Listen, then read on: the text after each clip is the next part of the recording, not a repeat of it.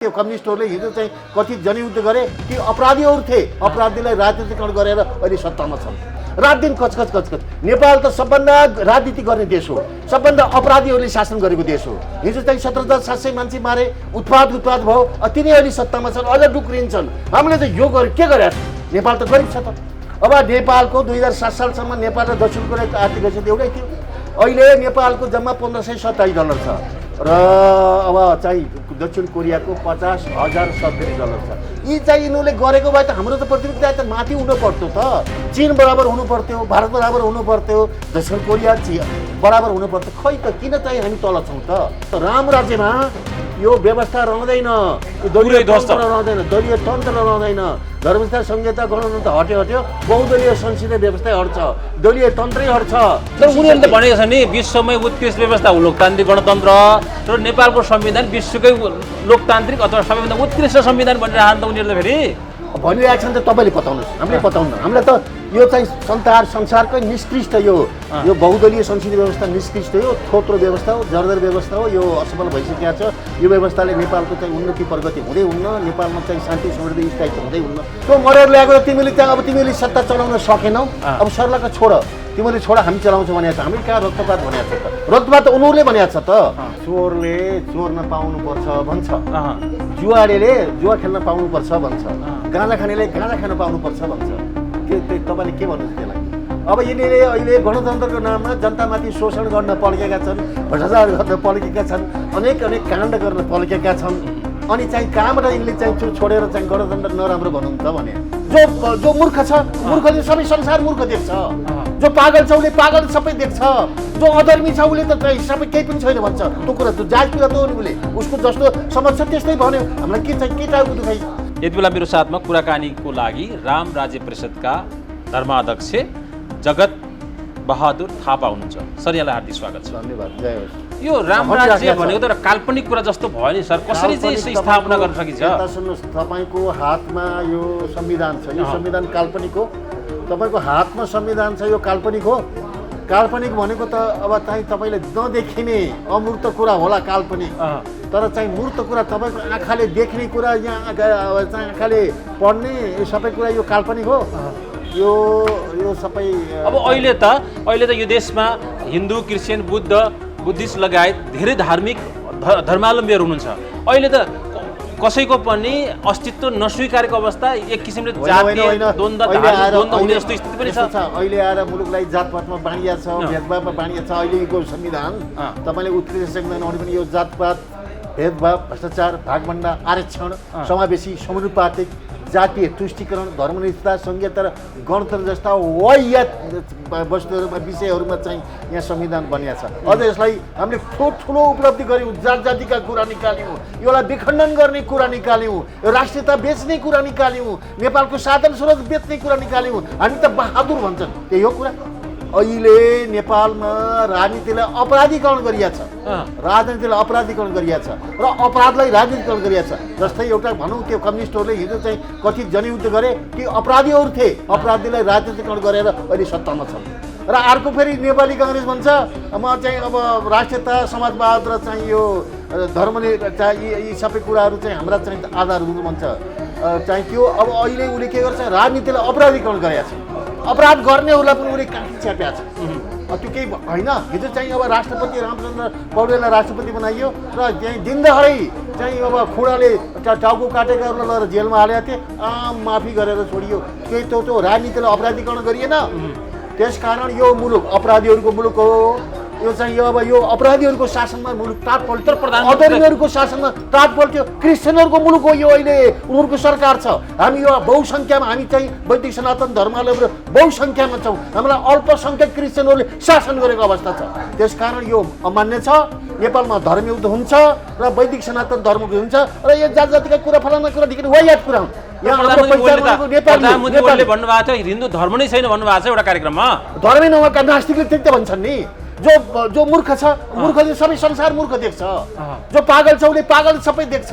जो अधर्मी छ उसले त सबै केही पनि छैन भन्छ। त्यो कुरा त जात कुरा त हो नि। उसले उसको जस्तो समझ छ त्यस्तै भन्यो। हामीलाई के चाहिँ के टाउको दुखाइ? त्यस्ता अधर्मीहरू, त्यस्ता न्यायिकहरू चीनमा जस्ता हुन्छन्। चीनमा त्यहाँ अब मुस्लिमहरूले उइगरहरूले अब चाहिँ आन्दोलन गरे त्यहाँ चाहिँ मस्जिदमा नमाज पढ्न पाइँदैन मस्जिदै छैनन् मस्जिदै भत्काइदियो त्यहाँ दाढी पाल्न पाइँदैन त्यहाँ बुर्का पाल्न पाइँदैन नमाज गर्न पाइँदैन यहाँसम्म कि मुस्लिमको नाम राख्न पाइँदैन उसले जे गरिरहेछ ठिक गरिरहेछ नत्र त्यो द्वन्द्व हुन्छ नत्र त्यसरी चाहिँ छिट्टो यति छिट्टो हामी 2007 सालसम्म नेपाल चाहिँ त्यो चीन नेपालभन्दा गरिब थियो अहिले चीन छिमेकी राष्ट्र चीन विश्वको दोस्रो ठुलो अर्थतन्त्र भएको छ भनेपछि तपाईले यो देशमा अब प्रति व्यक्ति आय 21,473 डलर छ चीनले जस्तो गर्नुपर्छ भनेपछि यहाँ यो देशमा अब चाहिँ हिन्दू मात्रै मान्नेहरूलाई मात्रै बस्न दिने होइन हिन्दू धर्म स्वीकार गर्छौ हिन्दू चाहिँ हाम्रो अब चाहिँ संविधान स्वीकार गर्छौ भने यहाँ बस नत्र स्थान छोड यहाँ तिम्रो काम छैन यहाँ देशमा कचिङ्गल गर्न पाइएन हुन पाइएन चर्चा हुन पाइएन यहाँ त्यो त पछिको कुरा तर चीनको मैले उदाहरण दिएको चीनमा त त्यो भइरहेको छ तपाईँले त्यहाँको जानकारी छैन तपाईँको चाहिँ जनरल नलेज थाहा छैन तिमीले के गर्छ भनेर त्यो कुरा जान्नुस् भनेर तपाईँलाई भनेको मैले अनि त्यो त अलिक क्रुर भएन र अलि हिटलर के क्रुर कति अर्थतन्त्रमा छ त्यहाँ अहिले चाहिँ चीनमा 40 करोड गरिब थिए अहिले चाहिँ गरिब दिइन्छ 4 लाख अझै पनि 4 लाख गरिब छन् अझै पनि शेष छ त्यसो गर्दा शान्ति र सुशासन आउँछ यो देशमा शान्ति त्यहाँ के चीनमा अशान्ति छ त्यत्रो चाहिँ अर्थतन्त्र 21,473 डलर गरेको छ त्यो के अशान्ति छ त्यहाँ के चाहिँ मारामार छ रक्तपात छ सबै कुरा छ त्यहाँ शान्ति हुन्छ भने यहाँ किन हुन्न त यहाँ जति छुट दियो मान्छेलाई त्यति छुट हुन्छ भने धार्मिक स्वतन्त्रता हुन भएन धार्मिक स्वतन्त्रता भनेको के हो जसले चाहिँ आफ्नो गरिरहेको छ त बिहान ब्रह्ममुहूर्त उठ स्नान गर पूजापाठ गर चाहिँ यहाँ तिलक बन्धन गर शिखाबन्धन गर आफ्नो गीता पढ पाठ पढ आफ्नो सत्कर्म गर योगा गर ध्यान गर जप गर कसले रोकेको छ त्यहाँ के त्यो स्वतन्त्र होइन तर त्योभन्दा बाहिर गएर उत्पाद गर्न पाइएन बहुसङ्ख्यक सनातन धर्मावलम्बीहरूको भावना र चाहना विरुद्ध केही काम गर्न पाइएन भनेपछि जो हिन्दू धर्म अनुसार यहाँ जुन किसिमको चाहिँ संविधान लागू हुन्छ त्योभन्दा बाहिर गएर कसले के गर्छ संविधान त राम राज्यको संविधान छ सर्वे भवन्तु सुखिनः सर्वे सन्तु निरामया सर्वे भद्राणि पश्यन्तु मा कस्य दुःख भवेत् वसुधैव कुटुम्बकम् अतिथि देवो भव पितृदेवो यहाँभन्दा सरल यहाँभन्दा उदार संविधान के हुन्छ हामी कसलाई केही रोकेको छ तर तिमीले यहाँ चाहिँ अब वैदिक सनातन धर्मावलम्बीहरूले गणेश यात्रा चाहिँ हनुमान यात्रा निकाले वीरगन्जमा माथिबाट ढुङ्गा हानेर चाहिँ खलबल गर्ने अनि चाहिँ उहाँ रौतहटमा चाहिँ सरस्वतीको चाहिँ शोभायात्रा निकाले त्यहाँ पनि अवरोध गर्ने यसो गर्ने उसो गर्ने हाम्रो चाहिँ अब यो हिन्दूहरूको चाहिँ त्यहाँ यी शैतानका देवता हुन् शैतानको घर हुन् भन्ने अनि हाम्रो सनातन धर्मका देवी देवतालाई अपमान गर्ने त्यो कुरा हामी सहन्छौँ सहँदैनौँ हामी त युगौँदेखि परम्परादेखि हामी चाहिँ हाम्रो सनातन धर्मावलम्बी हौँ सनातन धर्मको जगेर्ना गर्दै आएका छौँ हाम्रो संस्कार संस्कृति हामी मर्न तयार छौँ तर हाम्रो तपाईँले भनेअनुसार त मुखमा राम राम बगलीमा छुरा जस्तो भएन त्यो तपाईँको कुरा हो त्यो तपाईँले अर्थ कसरी बुझ्नुहुन्छ तपाईँले भित्रभित्र मन बाहिर नमस्कार गर्ने चाकरी गर्ने भित्रभित्र गाली गर्ने गर्नुहोस् तपाईँको कुरा हो तर तपाईँले भनेअनुसार त मुखमा चाहिँ राम राम भन्ने अनि चाहिँ अर्को अन्य धर्म मान्नेहरूलाई त दण्डै वर्षा जस्तो कुरा गर्नु भयो नि त दण्ड त अनुशासन यिनलाई दण्डमा अनुशासनमा राख्नु परेन छाडा मान्छेलाई चाहिँ अनुशासन सिकाउनु परेन अहिले नेपालमा नैतिक शिक्षा खै अनुशासन खै अब चाहिँ हाम्रो नैतिक वैदिक संस्कृत यो गुरुकुल र आयुर्वेदिक शिक्षा अनिवार्य हुनुपर्छ अब पश्चिमका क्रिस्चियन शिक्षालाई ल्याएर यहाँ चाहिँ गरेको छ हाम्रो संस्कृति शिक्षालाई अनिवार्य गर्नुपर्ने अङ्ग्रेजीलाई अनिवार्य गरेको छ अनि अङ्ग्रेजी पढेपछि के भन्छ हो यो देशमा बस्दिनँ यो देशको काम छैन भन्छ विदेश जान्छ उसको चाहिँ जवानी जुन चाहिँ युवा अवस्थाको ऊर्जा विदेशमा गएर खर्च गर्छ अनि विदेशमा रमाउँछ विदेशमा गर्छ यहाँ बुढाबुढी मर्दाखेरि चाहिँ दाह संस्कार गर्ने मान्छे छैन काजक्रिया गर्ने मान्छे छैन उसका सन्तान छन् त्यस्तो किसिमको दुर्गति भएको छ त्यसको लागि तपाईँ रमाउनुहुन्छ ठिक भएको छ भन्नुहुन्छ तपाईँ कस्तो तपाईँ देशप्रेमी हो कि देशभक्त स्वाभिमानी राष्ट्रवादी हो कि तपाईँ देशघाती देशद्रोही हो तपाईँ आफै भन्नुहोस् तपाईँ कस्तो खालको नागरिक हो तपाईँले देशको हितमा सोध्नुहुन्छ कि देशको विरुद्धमा सोध्नुहुन्छ तपाईँ भन्नुहोस् तपाईँ कस्तो खालको नागरिक हो तर अहिले त सरकारले पनि त्यस्तै गरिरहेछ नि त यदि सरकारी अधर्मी छ धर्म निरपेक्ष भन्नु नास्तिक भन्नु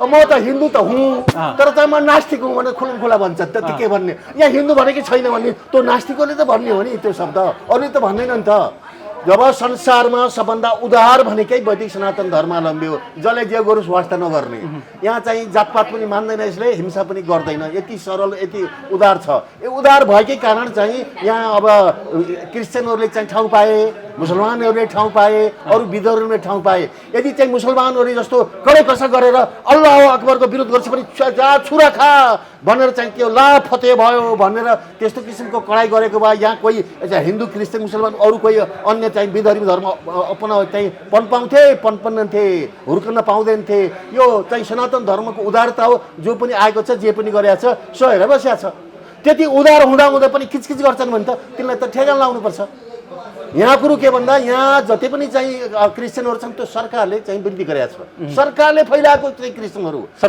हाम्रो शर्म हुन्छ भने त आजको 6 महिनाभित्र तिमी आफ्नो पूर्वजको धर्ममा फर्क गौरव साथ फर्क यदि फर्किँदैनौ भने धर्म परिवर्तन गर्नेहरूले स्थान पनि परिवर्तन गर यहाँ तिम्रो काम छैन जाऊ स्थान परिवर्तन भनेर चाहिँ ठोक्का नगरेसम्म नपेलेसम्म यहाँ शान्ति कहाँ हुन्छ शान्ति समृद्धि स्थायित्व कहाँ हुन्छ देशको विकास कसरी हुन्छ रात दिन कचकच नेपाल त सबभन्दा राजनीति गर्ने देश हो सबभन्दा अपराधीहरूले शासन गरेको देश हो हिजो चाहिँ 17,700 मान्छे मारे उत्पाद भयो तिनी अहिले सत्तामा छन् अझ डुक्रिन्छन् हामीले त यो के गरेका छ नेपाल त गरिब छ त अब नेपालको 2007 सालसम्म नेपाल र दक्षिण कोरियाको आर्थिक हैसियत एउटै थियो अहिले नेपालको जम्मा $1527 छ र अब चाहिँ दक्षिण कोरियाको $50,070 छ यी चाहिँ यिनीहरूले गरेको भए त हाम्रो त प्रतिनिधित्व त माथि हुनु पर्थ्यो त चीन बराबर हुनु पर्थ्यो भारत बराबर हुनु पर्थ्यो दक्षिण कोरिया बराबर हुनु पर्थ्यो खै त किन चाहिँ हामी तल छौँ त भन्नुको अर्थ यिनीहरूले राजनीतिक दलहरूले नेपालीलाई अत्याधिक शोषण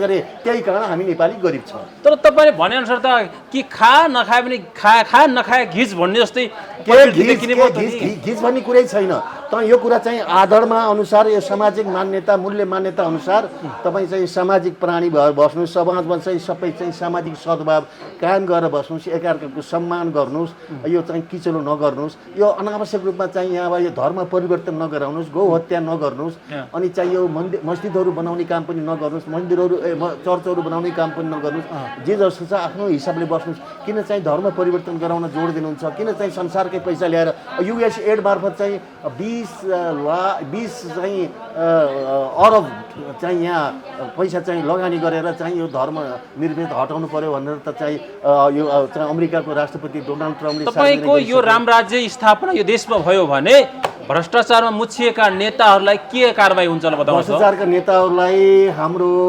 एउटा अवैध सम्पत्ति छानबिन आयोग भन्छ त्यो आयोगले 108 सदस्यीय आयोग भन्छ आयोगले व्यापक रूपमा चाहिँ छानबिन गर्छ आयोग चाहिँ अवैध थरिएको सम्पत्ति राष्ट्रियकरण गर्छ र अवैध सम्पत्ति राख्ने र त्यो चाहिँ धाँधली गर्ने भ्रष्टाचार गर्नेहरू सबै जेलमा जान्छन् हामी मान्छे मार्दैनौँ उनीहरू चाहिँ उत्पादनको इकाइ बनाइन्छ उनीहरू बाँचुन्जेलसम्म उनीहरूको स्वास्थ्य परिवर्तन गरिन्छ उनीहरूलाई काममा लगाइन्छ उनले उत्पादन गरेको वस्तु चाहिँ सामाजिक क्षेत्रमा वितरण निःशुल्क वितरण गरिन्छ तिनीहरू चाहिँ पनि राज्यका चाहिँ एउटा सम्पत्ति हुन् त्यो सम्पत्तिको जगेर्ना गर्छौँ हामीले त्यस्तो चिन्ता गर्नु पर्दैन जस्तो चाहिँ कर्म छ त्यस्तै चाहिँ फल पाउने नै हो उनीहरूले चाहिँ गलत गरेको भए त्यसको चाहिँ फल पाउँछन् सजाय पाउँछन् गलत गरेका छैन भने केही पनि हुँदैन सम्मानै हुन्छ त्यस्तो खालको छ जनताको शोषण गर्ने अहिलेको सिस्टममा के छ भन्दा पञ्चायतमा प्रधानमन्त्रीहरू हुन्थे त्यहाँ चाहिँ निःशुल्क सेवा गर्थे त्यहाँ कुनै चाहिँ तलब सुविधा थिएन र अहिले अत्याधिक मात्रामा शोषण छ अब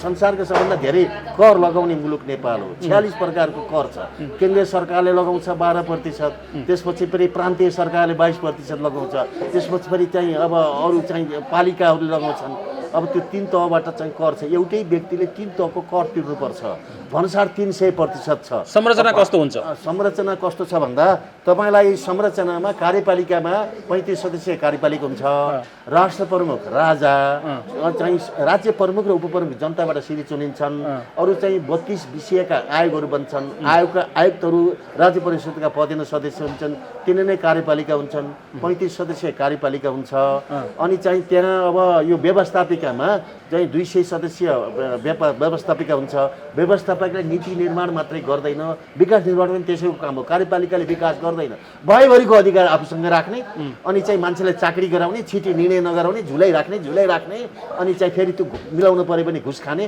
त्यस्तो खालको हुन्छ घुस अन्त्य हुन्छ अनि घुस अन्त्यको लागि यो चाहिँ अख्तियार दुरुपयोग अनुसन्धान आयोगको अलावा हामीले चाहिँ लोकपालको संवैधानिक संस्था सर्वाधिकार सम्पन्न लोकपालको चाहिँ अवधारणा छ लोकपाल गर्छौँ नियुक्ति गर्छौँ लोकपालको व्यवस्था गर्छौँ त्यसले चाहिँ त्यो सिधा ठाडो कारबाही गर्छ जोसुकैलाई पनि कसैले छोड्दैन अर्को कुरा यो जुन चाहिँ महालेखा परीक्षकको कार्यालय छ त्यसले अडिट गर्छ अनि बेरोजु देख्छ बेरोजु देखेपछि 13 खरब रुपियाँ बेरोजु भयो भन्छ अब 13 खरब रुपियाँ तिमीलाई बेरोजु भयो भने तिमी सिधै मुद्दा चलाउ न किन चाहिँ त्यो एउटा प्रतिवेदन दिएर थपक्क चाहिँ कानमा तेल हालेर सुत्छौ? त्यसबाट तिनलाई अभियोजनको अधिकार हुन्छ। जसले बेरुजु देख्छ त्यसैले मुद्दा हाल्छ। मानवाधिकार हनन भयो भने मानवाधिकार आयोगमा चाहिँ अभियोजनको अधिकार हुन्छ, त्यसले चाहिँ अब गर्छ। उपभोक्ता संरक्षणमा मिलावट छ, धेरै मिल्छ, तलमाथि छ भने उपभोक्ता आयोगले चाहिँ उपभोक्ता संरक्षण आयोगले चाहिँ आफै मुद्दा चलाउँछ। अनि चाहिँ अब यो राष्ट्रिय अनुसन्धान विभाग छ, अहिले त्यसलाई आयोग बनाउनुपर्छ, त्यसमा चाहिँ अलि जनशक्ति थप्नुपर्छ। त्यो आयोगले चाहिँ जस्तै अब मदन भण्डारी चाहिँको हत्या प्रकरण छ, जस्तै अब निर्मला पन्तको हस्ता प्रकरण छ, जस्तै अब नन्द प्रसाद चाहिँ अधिकारीको लास अहिलेसम्म त्यहाँ छ। यस्ता चाहिँ मानवाधिकार विरोधी त्यस्ता छलपस्ट परेका कार्यक्रमहरू किन यसरी चाहिँ गरिरहेको छ भनेर उसले आफै चाहिँ छानबिन गर्छ, दोषीलाई मुद्दा चलाउँछ। त्यो खालको के हो संहिता रहन्छ कि रहँदैन? संहिता त मैले यत्रो बेर रातभरि चाहिँ मैले रामायण पढाएँ अनि सीता कसकी जोई भने जस्तो यत्रो बेर कुरा गरेँ। अब संहिता रहन्छ कि रहँदैन, धर्मनिष्ठा रहन्छ कि रहँदैन, गणतन्त्र रहन्छ कि रहँदैन, त्यस्ता वाहियात कुरा सोध्नुहुन्छ। यत्रो बेर त कुरा त राम राज्यमा यो व्यवस्था रहँदैन, दलीय तन्त्र रहँदैन, दलीय तन्त्र रहँदैन, धर्मस्थल संहिता गणतन्त्र हट्यो, बहुदलीय संसदीय व्यवस्था हट्छ, दलीय तन्त्रै हट्छ। यहाँ चाहिँ दलको अहिले चाहिँ अब रामप्रसाद चाहिँ डाक्टर रामप्रसाद उप्रेतीले के भन्नुभयो भन्दा अब चाहिँ गाउँ चाहिँ यो दलको झन्डा फालिसके, दलको सदस्यता त्यागिसके, अब दलविहीन व्यवस्था जनताले खोजेका छन्। सके त कुरा दलविहीन भयो भने त संहिता पनि रहन्न, यो पनि रहन्न, यिनीहरू पनि नयाँ संविधान जारी हुन्छ। केही रहन्न, दलविहीन व्यवस्था, दलविहीन व्यवस्था हुन्छ। दलहरूले अत्याचार गरे, दलहरूले शोषण गरे, दलको कसैले नाम सुन्न चाहन्न। अब यहाँ दलको सदस्य नभएसम्म बाँच्न नसकिने अवस्था यिनीहरूले सिर्जना गराए, दलको चाकरी नगरेसम्म चाहिँ कुनै काम नहुने अवस्था यिनीहरूले सिर्जना गरेन। जनता वाक्क दिक्क भयो दलसित। अब दलविहीन व्यवस्था जनताले खोजेका छन्। अब दलको कुरै नगर्यो, दलको सदस्यता सबै परित्याग। अब यति लामो समयसम्म सङ्घर्ष गरेका, दलकै लागि पार्टीकै लागि सङ्घर्ष गरेका, अहिले चाहिँ नेपालको बागडोर सम्हालिरहेका नेताहरूले तपाईँलाई राख्ला नि त यस्ता कुरा ल्याएपछि? होइन, के को राख्ने भनेको अहिले उनीहरूले ज्यादै सङ्घर्ष गरे के गरे, आफ्नो महल बनाए, आफ्नो गाडी ल्याए, आफ्नो परिवार जोडे, ठाँटबाट गरे, अनि चाहिँ अब चाहिँ धनी बने, अनि चाहिँ अयासी महासामन्त बने, महासामन्त। अनि जनताको लागि के गरे? तमाम चाहिँ अहिले 90% चाहिँ मान्छेहरू अब चाहिँ झुङ्गो झोपडीमा छन्, प्लास्टिकमा छन्, घाँस फुसमा छन्, अनि चाहिँ उनको टोयलेट छैन, दिशामुक्त क्षेत्र पनि भन्ने, अनि घर घरमा गएर टोयलेट निरीक्षण गरेर कसको टोयलेट कहाँ त्यो पनि नभन्ने। अब अहिले तपाईँले सडकमा जानुहोस्, तपाईँको चाहिँ एउटा पत्रकार हुनुहुन्छ, तपाईँ गाउँ अब चाहिँ टोलमा चाहिँ अब यहाँ ठाउँमा चाहिँ बेवारिसी मान्छे सुतिराखेको छ, त्यो खाएको छ छैन, मरेको छ कि बाँचेको छ, त्यो कसैले हेर्दैन।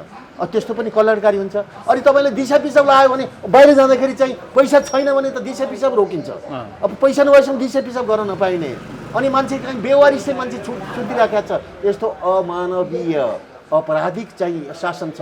यही ठुलो गर्नु छ तपाईँले। कस्तो तपाईँको सोच समझ छैन, तपाईँको विवेक छैन, तपाईँ पढे लेखेको होइन, विवेकशील मान्छेले त विवेक लगाउनु पर्यो नि। ओहो यो गलत छ, त्यही भएर यो दल व्यवस्था छ, यो हटाउनु पर्छ, यो दलीय तन्त्र नेपालमा अभाव छ, दलीय तन्त्र हटाउनु पर्छ, यो बहुदलीय संसदीय व्यवस्था हटाउनु पर्छ, यो खर्चिलो छ, कचिङ्गो छ, भ्रष्ट छ भन्नु पर्यो। रामराज्यलाई समर्थन गर्नु पर्यो। रामराज्यलाई समर्थन नगर्ने मान्छे त्यो खुदै देशलाई सिनो बनाएर चुस्न चाहन्छ। तर उनीहरूले त भनेको छ नि विश्वमै उत्कृष्ट व्यवस्था हो लोकतान्त्रिक गणतन्त्र, र नेपालको संविधान विश्वकै लोकतान्त्रिक अथवा सबैभन्दा उत्कृष्ट संविधान भनिरहन्छ त उनीहरूले फेरि भनिरहेको छ नि त। तपाईँले बताउनुहोस्, हामीले बताउनु। हामीलाई त यो चाहिँ संसारकै निष्कृष्ट यो बहुदलीय संसदीय व्यवस्था निष्कृष्ट हो, थोत्रो व्यवस्था हो, जर्जर व्यवस्था हो, यो असफल भइसकेको छ। यो व्यवस्थाले नेपालको चाहिँ उन्नति प्रगति हुँदै हुन्न, नेपालमा चाहिँ शान्ति समृद्धि स्थायित्व हुँदै हुन्न। यो व्यवस्थामा कुनै पनि सरकारले 5 वर्षको अवधि पुरा गरेका छैन। अहिले 5 वर्षको लागि जुन चाहिँ सरकार चुनिन्छ त्यसले 5 वर्ष कहिल्यै पुरा गर्दैन भने त्यो व्यवस्था ठिक छ? तपाईँलाई सोधेँ मैले, ठिक छ कि छैन? तपाईँ उत्तर दिनुहोस् मलाई। म आज तपाईँलाई सोध्दैछु। होइन, मैले कुनै पनि सरकारले अहिलेसम्म 5 वर्ष पुरा गरेको 5 वर्ष पुगेको छैन। हो, पुगेको छैन भने तपाईँले फेरि यही चाहिँ थोत्रो व्यवस्थाको पक्षमा किन चाहिँ वकालत गर्नुहुन्छ? किन ठिक हो भन्नुहुन्छ? तपाईँले विवेक हराएको कि विवेक छ? विवेक छ भने त छुट्याउनु पर्यो नि निष्पक्ष भएर। यहाँ जति पनि पढे लेखेका छन् नेपालीहरू ती सबै अवसरवादी छन्, तिनले चाहिँ स्वविवेक प्रयोग गर्दैनन्, पार्टीको झोला बोकेका छन् र गलत भए पनि चाहिँ अब त्यो थुक निलेर बस्छ, तर यो गलत हो भन्दैन। त्यस्तो खालको अहिले यहाँ बौद्धिक क्षेत्रको चाहिँ त्यो त अहिले प्रवृत्ति छ, गलत प्रवृत्ति, दास प्रवृत्ति छ। त्यस कारण यो देशमा चाहिँ अहिले निर्भीक मान्छे चाहिन्छ, स्वतन्त्र सार्वभौम नागरिक चाहियो, र चाहिँ सत्य भने सत्य, सत्य चाहिँ झुट भने झुट, दुधको दुध पानीको पानी गर्ने नागरिक चाहियो, देशको हितमा बाँच्ने नागरिक चाहियो, देशलाई माया गर्ने नागरिक चाहियो। अब यो क्रान्ति ल्याउँदै गर्दा फेरि रक्तपात पनि होला नि यसमा त। रक्तपात हामीले त अहिंसात्मक आन्दोलन भनेका छौँ। रक्तपात कसले गर्छ? जसले चाहिँ अहिलेको त 17,000 जनता मरेर ल्याएको व्यवस्था हो। त्यो मरेर ल्याएको त तिमीले त्यहाँ अब तिमीले सत्ता चलाउन सकेनौ, अब सर्लाका छोड, तिमीले छोड हामी चलाउँछौँ भनेको छ। हामी कहाँ रक्तपात भनेको छ त? रक्तपात त उनीहरूले भनेको छ त। उनीहरूले चाहिँ अब अस्ति चाहिँ चैत 15 गतेको घटनामा नियोजित घटना थियो त्यो। हजुर, त्यहाँ चाहिँ के थियो भन्दा यिनीहरू राजावादीलाई दमन गर्नुपर्छ भन्ने पूर्व नियोजित कार्यक्रम गरेका थिए। त्यहाँ चाहिँ अब राष्ट्रिय गान हुँदाहुँदै त्यहाँ अस्त्र ग्यास छोड्ने के आवश्यकता थियो, अनि त्यहाँ अनावश्यक गोली चलाउने के आवश्यकता थियो, अनि ती मान्छे सबैलाई कच्चाकुच्ची पारेर लगेर फेरि मुद्दा चलाउने के आवश्यकता थियो। मुद्दा पनि चाहिँ लगेर जाने थुन्ने, अनि 3,50,000 10,000 धरौटी लिने, अनि चाहिँ छोड्दाखेरि कुनै क्षतिपूर्ति नदिने, त्यस्तो पनि हो। नागरिकको मौलिक अधिकार स्थापना गरेपछि उसले कम्तीमा 1,000 दिनको, अब 90 दिन गरे पनि 90,000 रुपियाँ पैसा दिएर क्षतिपूर्ति दिएर बल्ल उसलाई घर पठाउनु पर्ने नागरिकको पक्षमा कोही छ। र अर्को कुरा, तपाईँलाई अन्यायमा परेका व्यक्तिलाई राज्यले निःशुल्क न्याय दिनुपर्छ। यहाँ पैसा हुनेले मात्र न्याय पाउँछन्, त्यो पनि बाजेले मुद्दा दर्ता गर्छ, बाउले तारिख खेप्दै उसको जीवन बित्छ, नातिको पालामा मुद्दा फैसला हुन्छ। 3 पुस्ते न्याय प्रणाली छ। एउटा महर्जनको केसमा 60 वर्षमा चाहिँ मुद्दा फैसला भएको छ। अब यहाँ पनि दलका कोटामा न्यायाधीशहरू नियुक्ति हुन्छन् र त्यो दलकै कुरा सुन्छन्, अनि चाहिँ जनताको कुरा सुन्दैनन्। अनि वादीबाट पनि पैसा खाने, प्रतिबाट पैसा खाने चाहिँ वकिलहरू छन्, अनि त्यो वकिल मार्फत चाहिँ न्यायाधीशले पनि चाहिँ त्यहाँ पैसा खाने गरेका छन्। अनि कसरी चाहिँ यो देश चल्छ? हामीलाई त निःशुल्क न्याय चाहियो। पैसा नहुने मान्छे अन्यायमा मर्नु भएन, यहाँ त पैसा नहुने मान्छे अन्यायमा मर्नुपर्छ। पैसै छैन, अनि कहाँ कसरी मुद्दा चल्ने? मुद्दा नचलाएसम्म न्याय पाइँदैन, त्यो पनि समयमा। अब अहिले के छ भने नि, जस्तै अहिले राष्ट्र संस्थाको कुरा पनि उठेको छ, हिन्दू अधिराज्यको कुरा पनि उठेको छ, संहिता खारिजका कुरा पनि उठेका छन्, व्यवस्था परिवर्तनका कुरा पनि उठेका छन्। तर केही नेताहरूले के भन्छन् भने, केही वैकल्पिक पार्टीहरूले के भन्छन् भने लोकतान्त्रिक गणतन्त्र नै उत्कृष्ट हो, अबको लोकतान्त्रिक गणतन्त्र भनेको उन्नत लोकतान्त्रिक गणतन्त्र अथवा सुधारिएको गणतन्त्र नै हुनुपर्छ भन्ने छ। अब अहिले राष्ट्रसभा पनि एउटा वैकल्पिक पार्टीको उदाएको छ, यस विषयमा के भन्नुहुन्छ? उहाँले गर्न सक्नुहुन्न? बाबा चोरले चोर नपाउनुपर्छ भन्छ, जुवाडेले जुवा खेल्न पाउनुपर्छ भन्छ, गाँजा खानेले गाँजा खान पाउनुपर्छ भन्छ। तपाईँले के भन्नुहुन्छ त्यसलाई? अब यिनीहरूले अहिले गणतन्त्रको नाममा जनतामाथि शोषण गर्न पल्केका छन्, भ्रष्टाचार गर्न पल्केका छन्, अनेक काण्ड गर्न पल्केका छन्। अनि चाहिँ कहाँबाट यिनले चाहिँ छोडेर चाहिँ गणतन्त्र नराम्रो भन्नु त भने आनन्द सामान्य जनताले पनि, सामान्य एउटा साधारण मान्छेले पनि बुझ्ने कुरा हो नि त त्यो त। जसले खाइपाइ आएको चाहिँ त्यो भ्रष्टाचार गर्ने, बेइमानी गर्ने, अब मौज मस्ती गर्ने जुन चाहिँ त्यहाँ छ, अब अवसर मिलेको छ, त्यो छोड्न त चाहँदैन नि त। त्यसकारण उनीहरूले त्यो एकहोरो भनेका हुन्। सत्य तथ्यमा भन्नुहोस् न, जो त नेपालीहरू अहिले 95% नेपालीहरू व्यवस्थाको विरुद्धमा छन्, 5%ले जसले खाइपाइ आएका छन्, रमाएका छन्, तिनीहरू त्यही व्यवस्थाको जय भन्दै हिँडेका छन्। प्रश्न कुरो छ, जनमतसँग गर न, राम राज्य व्यवस्था ठिक कि पञ्चायती यो बहुदलीय संसदीय व्यवस्था ठिक? तिम्रो हिम्मत छ भने जनमत सङ्ग्रहमा जाऊ। छ हिम्मत? छैन।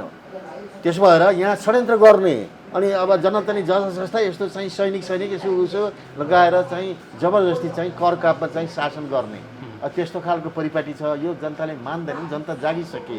अब जनता अब जागिसकेपछि अब नेपालमा सबै चढेर हामी सबै, चाहे दुर्गा परसाईको खेमा होस्, चाहे चाहिँ अब राप्रपा हुन्, चाहे रासोपा हुन्, चाहे अरू कोही व्यक्तिहरू हुन्, हामी सबै एक हुन्छौँ। देशमा चाहिँ देशलाई हित माया गर्ने देशभक्त स्वाभिमानी नारी सबै एक हुन्छौँ। नयाँ क्रान्ति गर्छौँ, नयाँ विद्रोह गर्छौँ, यहाँ चाहिँ सबै कुरा हुन्छ र नेपाल जोगाउने काम हाम्रो काममा छ। यिनीहरूले त भनेपछि अबको चाहिँ सुशासन सुव्यवस्था गर्नको लागि, राम राज्य स्थापना गर्नको लागि जगतबहादुर थापा तयारी हुनुहुन्छ, नेतृत्व लिन तयार हुनुहुन्छ तपाईँ? जगतबहादुर थापाले होइन के, एउटाको राम राज्य होइन, एउटाले चलाउने होइन, नेतृत्व त एउटा लिनु पर्ला नि त, मियो त एउटा बन्नु पर्ला नि। सिङ्गो नेपाल छ अहिले चाहिँ, प्रत्येक व्यक्तिलाई चाहिँ जन्म चाहिएको छ। यहाँ किनभने राजाले सार्वजनिक रूपमा अब हामी राम राज्य व्यवस्थामा लागौँ यति भन्दा साथ रातौँ रात चाहिँ यहाँ क्रान्ति हुन्छ। क्रान्ति यहाँ कोही ती सत्ताधारीहरू कहाँ छन् कसैले थाहा पाउँदैनन्, थाहा पाउँदैन। यिनीहरू चाहिँ अब के छ अवस्था छ, त्यसो भएर चाहिँ जनता चाहिँ